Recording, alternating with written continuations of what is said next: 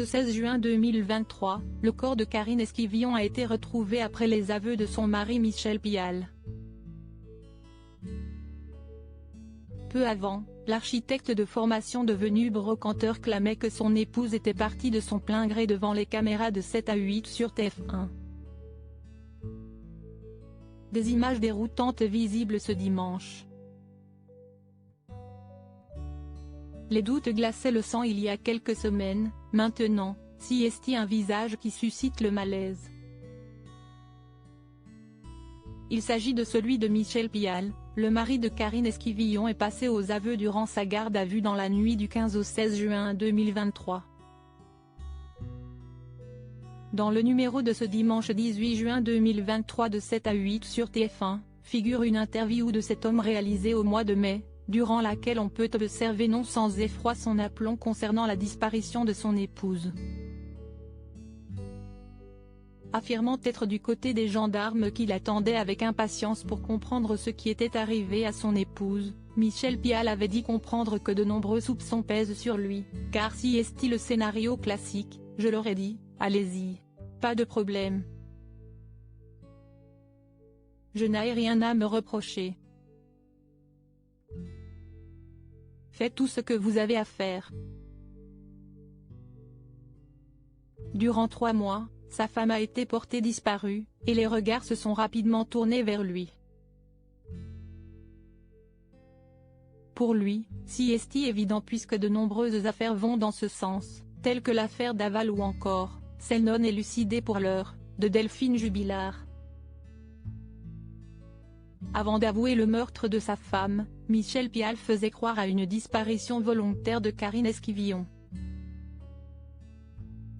Il était d'ailleurs le seul à y croire puisque ses enfants, elle en a 5, dont 2 de 12 et 15 ans avec l'actuel présumé coupable, sa sœur Adélaïde ou encore son précédent mari, n'y croyaient pas, certains qu'elle n'aurait jamais abandonné ainsi sa progéniture.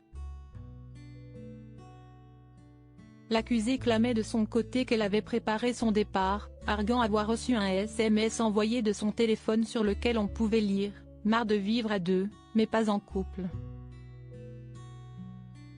Je décide de partir, j'ai pris certaines choses, je reviendrai vers toi pour les enfants. »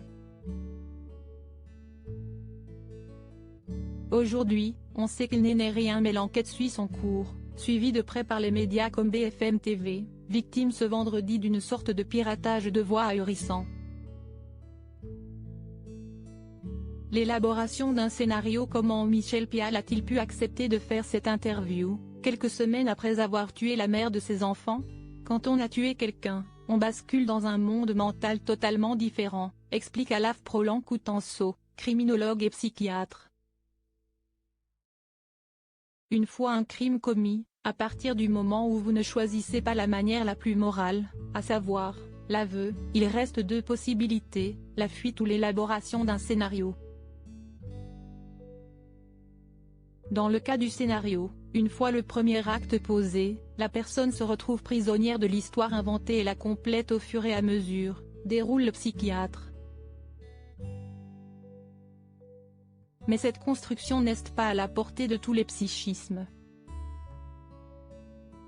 La plupart des criminels sont affectés par leur acte et attendent dans une relative passivité, selon le docteur Coutenceau. Être capable comme si de rien n'était de participer à la construction d'un scénario alternatif est plus difficile pour le psychisme, et il faut pour cela un peu d'égocentrisme. Ensuite, le sujet devient pris au piège de son propre mensonge.